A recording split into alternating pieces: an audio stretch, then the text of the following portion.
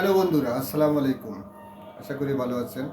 আমি দীর্ঘদিন যাবৎ চিন্তা করছি যে দাভিন্সির উপর বাংলায় একটা টিউটোরিয়াল বানাবো। ইউটিউবে অনেক ঘাটাঘাটি করার পর দেখলাম যে বাংলায় তেমন ভালো কোনো টিউটোরিয়াল নেই। তার এই ফলশ্রুতিতে আমি সিদ্ধান্ত নিয়েছি যে একটা প্লে লিস্ট তৈরি করব। তাহলে চলুন কথা না বাড়িয়ে স্ক্রিনে চলে যাওয়া যাক। হ্যালো গাইজ, আমি শহীদ। আজ আমি দাভিন্সি রিজলভের প্রজেক্ট এবং মিডিয়া হ্যান্ডেল করার সারা কনসেপ্ট কভার করতে যাচ্ছি, যা দাভিন্সি রিজলভে কাজ করার জন্য অনেক ইম্পর্টেন্ট। তাহলে চলুন দেরি না করে স্টার্ট করি। দেখতে তো পাচ্ছেন আমার সামনে একটা স্লাইড দেখা যাচ্ছে। এই স্লাইডে আমরা মূলত তিনটে জিনিস সম্পর্কে জানবো। প্রথমত হচ্ছে ডিআরপি ফাইল, তারপর হার্ড ডিস্ক এবং ডিআরএ ফাইল। প্রথমত দাভিন্সি রিজলভে আমরা যখন কোনো কাজ করতে যাই, তখন কাজ করার সাথে সাথে যে সমস্ত এলিমেন্টস, যে সমস্ত অ্যাসেট আমরা নেই, ওই অ্যাসেটগুলো অটোমেটিকলি ডিআরপি ফাইলে সেভ হয়ে থাকে। যেমন bin, timeline, colour adjustment, effect, graphics and overlay ইত্যাদি ইত্যাদি সবকিছু ডিআরপি ফাইলে অটো সেভ হয়ে থাকে।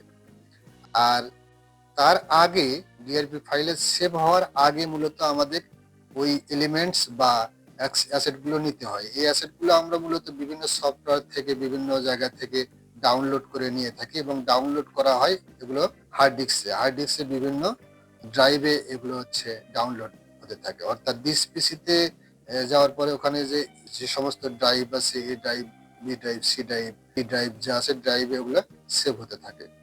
সেখান থেকে নেওয়ার পর ওগুলো আমরা এডিটিং এ কাজ করি, আর এডিটিং এ কাজ করার সাথে সাথে ডিআরপি ফাইল ওগুলো সেভ করে থাকে।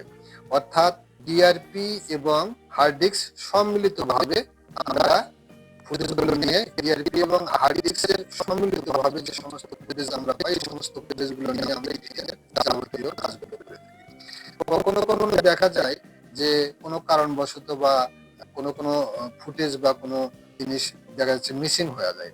মিসিং হওয়ার সাথে সাথে ডিআরপি ফাইল আমাদেরকে দেখায় যে এই ফাইলটা বা এই জিনিসটা মিসিং হচ্ছে। সেই ক্ষেত্রে আমাদের পুনরায় আবার সেগুলো অ্যাডজাস্ট করে নিতে হয়। আর একটা জিনিস হচ্ছে, সেটা হচ্ছে যে যখন আমরা কাজ করার শেষ দিই বা কাজ করার শেষ, অথবা কাউকে আমরা এই প্রজেক্টটা শেয়ার করব, সেই ক্ষেত্রে আমরা কি করি, আমরা যদি এভাবে কাজ করতে যাই, দেখা যাচ্ছে কোন কোন অ্যাসেট আছে, কোন কোন জিনিস আছে, সবগুলো একত্র করলাম, আবার হার্ড ডিস্ক থেকে ওগুলো নিলাম, হার্ড ডিস্ক থেকে ওগুলো নিয়ে একত্র করে নিয়ে তারপর আমরা কি করি, আমরা ওগুলো কোনো ক্লায়েন্ট অথবা দেখা যাচ্ছে কোনো এডিটর বা অন্য কারো কাছে আমরা ওগুলো পাঠাতে থাকি। আসলে এটা কোনো সিস্টেম না। এর চেয়ে বরং দাভিন্সিতে একটা ভালো সিস্টেম আছে, যেখানে আমরা ডিআরএ ফাইল নামে একটা জায়গা থেকে আমরা এই ফাইলগুলো পেতে পারি। যেমন আমি সেটা আপনাদেরকে দেখাচ্ছি।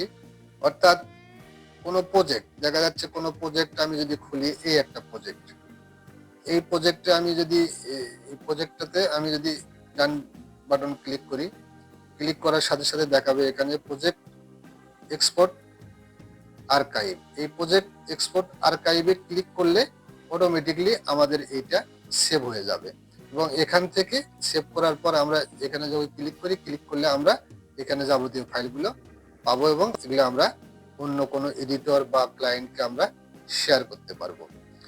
তাই ডিআরপি ফাইল, হার্ড ডিস্ক এবং আর্কাইভ ডিআরএ যেটা, এটা সম্পর্কে আমাদের একটা ভালো ধারণা থাকতে হবে, তারপরে আমরা সামনের দিকে আগাবো। যাই হোক, আমার কথা আমি আর বাড়াচ্ছি না, এটুকুই আমার শেষ।